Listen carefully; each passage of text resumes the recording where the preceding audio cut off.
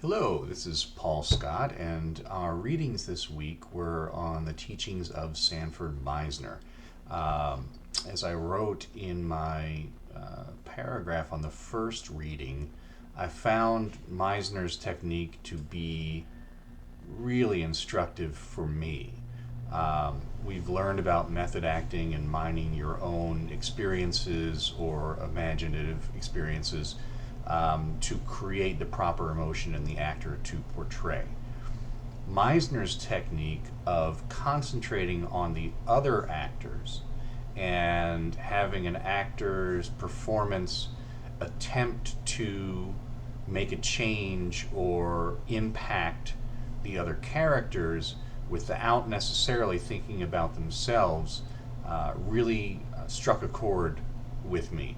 As I wrote, I've been in plays where the characters I portray have conflict with other characters. Specifically, I was thinking of in Antigone as Creon. I have a scene where I have an argument with my son who is supporting Antigone rather than supporting me, and rather than mind my own emotions about what it would be like to feel like a child is not supporting you or even betraying you, simply playing off the idea that I want my son to change his point of view would probably have informed my performance differently. And I wonder how it would have differed and whether it would have been better. Other performances I've done, I've had the same thoughts. Had I been concentrating on the other character's goal and whether I can change it, would that have changed my performance at all? I get the sense that for my personal preferences and techniques, it's probably a good method for me to try in the future, which I plan to do.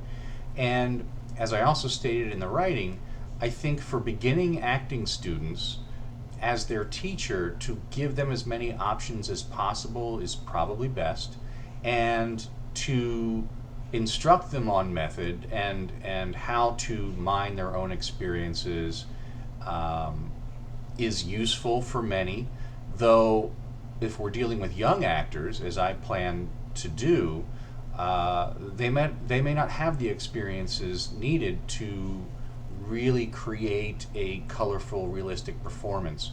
So Meisner's method may in fact be more helpful to younger actors, and I look forward to finding that out, to applying Meisner's methods in my own classroom when I get one.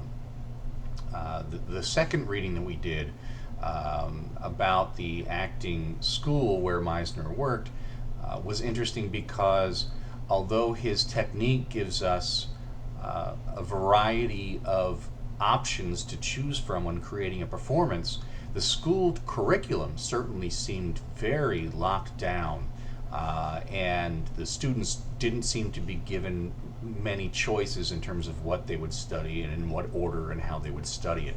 So that juxtaposition was interesting to me. And the last thing that struck me was, it must be an actor's passion and dream to apply to and be accepted to Meisner's acting school, and then for only a third of those students who were accepted to be invited back for a second year must be heartbreaking. And so, again, through the lens of my own experience, I can't imagine feeling that kind of disappointment where you reach what is perhaps the highest of the high in your life thus far and getting accepted to that school and then being told you're not good enough. As a teacher of young actors in the future, I think I'm never going to have to disappoint a young performer like that, and I thank God for that. But I sympathize with those who do have that experience. So it was very revealing to me and very personal to me, the readings this week. Thanks.